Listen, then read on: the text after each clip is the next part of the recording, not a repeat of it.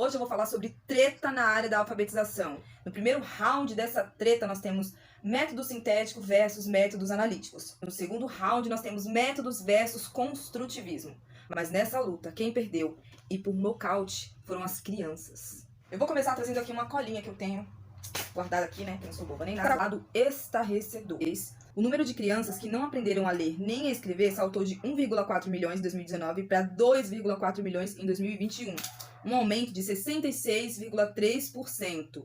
A gente precisa levar em conta aí a pandemia, né, que teve aí uma defasagem que nós vamos levar anos para recuperar. Mas, se vocês observarem aqui, pré-pandemia, em 2019, 1,4 milhões de crianças ainda não tinham aprendido a ler nem a escrever. O primeiro método que nós tivemos foi o famoso método da soletração, que tinha aí como apoio as cartilhas do ABC.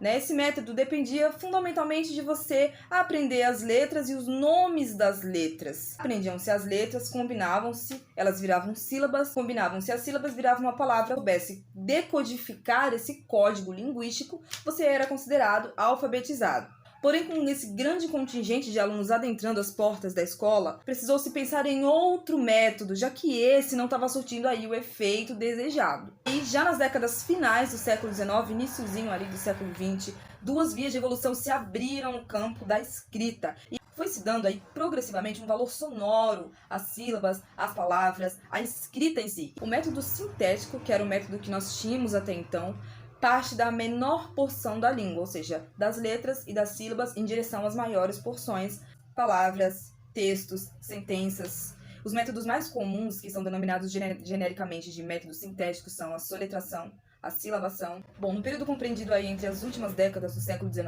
e as primeiras décadas do século XX, duas vias de evolução se abriram no campo da escrita. E foi-se progressivamente dando aí um certo valor sonoro para as letras, para as sílabas, para as palavras.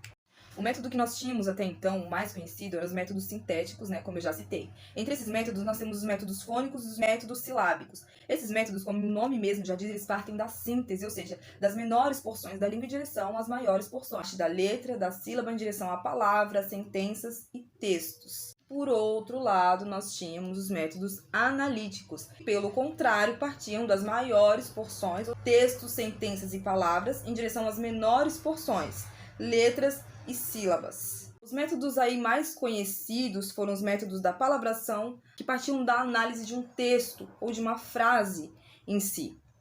Independentemente do método adotado, o princípio dos dois era o mesmo: a pura e simples aprendizagem do código escrito, a alfabetização da criança no sentido linguístico, né? Aprender ali a combinar palavras, sílabas, enfim, formar palavras e ler palavras. Nenhum dos métodos estava concentrado na concepção da criança, em como que a criança ia receber, se apropriar dessa aprendizagem. Tanto os métodos sintéticos quanto os métodos analíticos, eles estavam ali no paradigma do associacionismo. O que esses métodos têm de comum?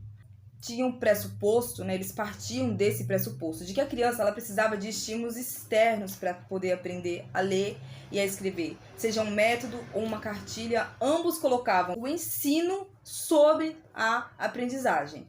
Os métodos sintéticos, eles tinham uma percepção auditiva, do oral em direção ao escrito. Já os analíticos era o oposto. Eles tinham uma percepção visual. Vamos do escrito em direção ao oral. Ambos consideram a criança como um aprendiz passivo, que recebe conhecimento e depende fundamentalmente de uma cartilha ou de um método. Por volta de 1980, um novo paradigma surge, o paradigma do cognitivismo piagetiano, famoso, conhecido construtivismo. Suas características iniciais são a prevalência da aprendizagem sobre o ensino e o deslocamento do foco do professor para o aluno. Esse novo paradigma ele propõe que se proporcione à criança a oportunidade de construir progressivamente a aprendizagem através da interação da criança com materiais de leitura.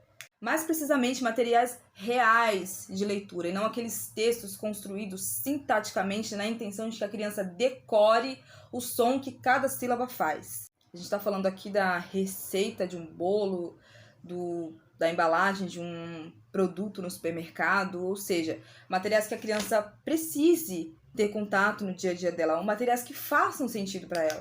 Só que é importante salientar, gente, que o construtivismo ele não é um método, ele é uma concepção. E a sua chegada foi assim um grande divisor de águas para a educação. Foi uma mudança muito brusca, muito radical. Nós saímos de um extremo para outro extremo. Nós saímos de um extremo onde o aluno era considerado um receptor passivo, completamente sem voz, para outro extremo onde o professor não pode corrigir porque se entende que a criança é dona do seu processo. E quem sofreu com esse radicalismo foram as crianças. Só que como fruto de um construtivismo mal interpretado e mal instaurado, as crianças sofreram. Porque a gente continua aí com altos índices de crianças que não se apropriaram, que não aprenderam a ler e a escrever, e a gente ainda não faz ideia de como resolver isso. A gente precisa também entender que não é só um problema de métodos, é um problema social. Quando a criança adentra as portas da escola, entra junto com ela o seu contexto social, a sua família, o seu vizinho, o modo como ela vive, tudo isso entra na escola junto com a criança. E nós precisamos receber isso e lidar com essa realidade. O construtivismo ele foi difundido aqui no Brasil através da obra da Emília Ferreiro, A Psicogênese da Língua Escrita, onde ela relata todos os processos cognitivos que a criança passa, as hipóteses que ela formula no momento em que ela se apropria da escrita.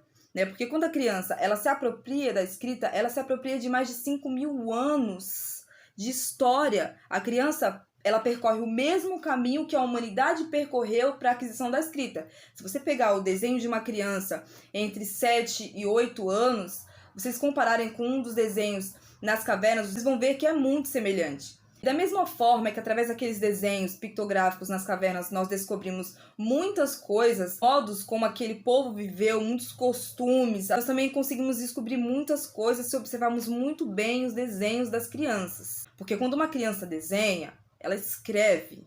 A questão dos métodos, ela não é uma questão nada atual, ela é uma questão histórica. Os métodos tradicionais, usados aí para alfabetizar, eles causaram uma contaminação no conceito genérico geral de método. Não se pode mais falar em método. Vem na nossa mente aqueles métodos tradicionais, robóticos, mecanizados, que não contribuíam muito para que a criança aprendesse de forma significativa a se apropriar da escrita. Eu fico com a frase que eu li no livro da Magda Soares. Eu não lembro ainda se é dela ou se ela citou de algum autor. Em lugar de métodos para alfabetizar com métodos.